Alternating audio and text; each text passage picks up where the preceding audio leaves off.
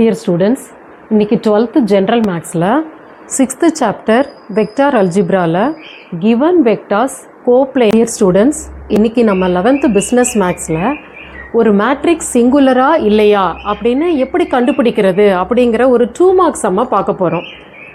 Singular அப்படி dear students, இன்னைக்கு 11th Business Mathsல நம்ம அட்ஜாயிண்ட் ஆஃப் ஏ எப்படி கண்டுபிடிக்கிறதுன்னு பார்க்க போகிறோம்.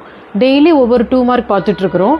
அந்த வகையில் இன்றைக்கி டியர் ஸ்டூடெண்ட்ஸ், இன்றைக்கி 12th பிஸ்னஸ் மேக்ஸில் கிராமர்ஸ் ரூலை யூஸ் பண்ணி எப்படி ஒரு 2 mark 3 mark ப்ராப்ளம் பண்ணலாம் அப்படிங்கிறத பார்க்க போகிறோம்.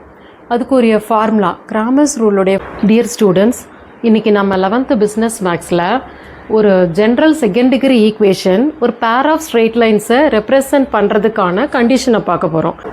டியர் ஸ்டூடெண்ட்ஸ், இன்றைக்கி 11th ஜென்ரல் மேக்ஸில் ட்ரிக்னோமெட்ரி அப்படிங்கிற 3rd சாப்டரில் ட்ரிக்னோமெட்ரிக் ரேஷியோஸ் எந்தெந்த குவாட்ரண்ட்டில் பாசிட்டிவாக இருக்கும் அப்படிங்கிற கான்செப்ட் தெரிஞ்சால்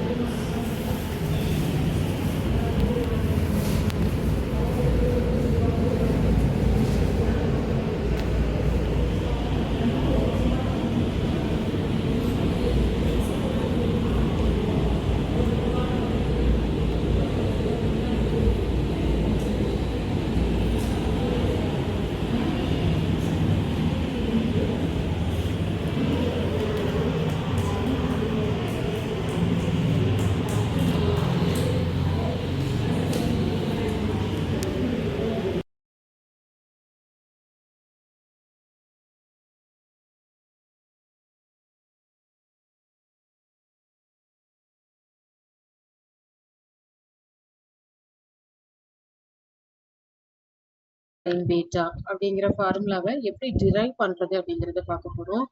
இப்போ சைன் ஆல்ஃபா மைனஸ் பீட்டா, இப்போ காஸ் ஆல்ஃபா மைனஸ் பீட்டாக்கு நடுவில் இங்கே மைனஸ் இங்கே ப்ளஸ் வந்தது. சைன் ஆல்ஃபா மைனஸ் பீட்டாவில் சைன் அப்படி தான் வரப்போகுது. காஸ் ஆல்ஃபா மைனஸ் சாரி இதுக்கு என்ன வரும்னா sine alpha cos beta minus cos alpha